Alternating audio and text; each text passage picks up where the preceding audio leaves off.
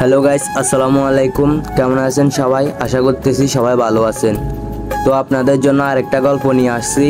গল্পটার নাম হলো অপেক্ষার শেষ নেই। তো চলুন গল্পটি শুরু করা যাক। রাফি এবং সুমাইয়া দুজন একে অপরকে খুব ভালোবাসতো। ছোটবেলা থেকেই তাদের সম্পর্ক ছিল গভীর।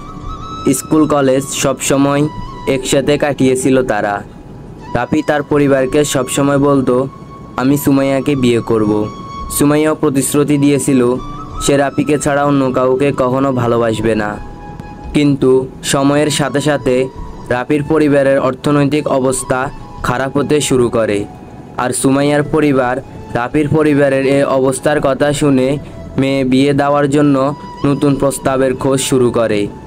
সুমাইয়া রাফিকে জানায়, কিন্তু রাফি তাকে সান্ত্বনা দিয়ে বলে, তুমি আমাকে বিশ্বাস করো, আমি কিছু একটা করব। আমরা আমাদের স্বপ্ন পূরণ করব। কিন্তু সুমাইয়ার বিয়ে ঠিক হয়ে যায় একজন ধনী ব্যবসায়ীর সাথে। সুমাইয়া তার পরিবারের চাপে পড়ে অন্য কাউকে বিয়ে করতে বাধ্য হয়। বিয়ের পর রাফির সাথে সুমাইয়ার আর কোনো যোগাযোগ ছিল না। রাফি তখনও আশা করত যে সুমাইয়া তার কাছে ফিরে আসবে। সে তার বাড়ির পাশে একটি বাগান বানায়। সেখানে তাদের দুজনের স্মৃতিগুলো সযত্নে রক্ষা করে। প্রতিদিন সে সেখানে অপেক্ষা করত সুমাইয়া হয়তো ফিরে আসবে। বছরগুলো পেরিয়ে যায়, কিন্তু সুমাইয়া আর ফিরে আসে না। রাফি তখনও সে বাগানে বসে থাকে, চোখে অশ্রু নিয়ে, আর হৃদয়ে কেবল একটি প্রশ্ন, কেন? সে জানতো না যে সুমাইয়া আর বেঁচে নেই।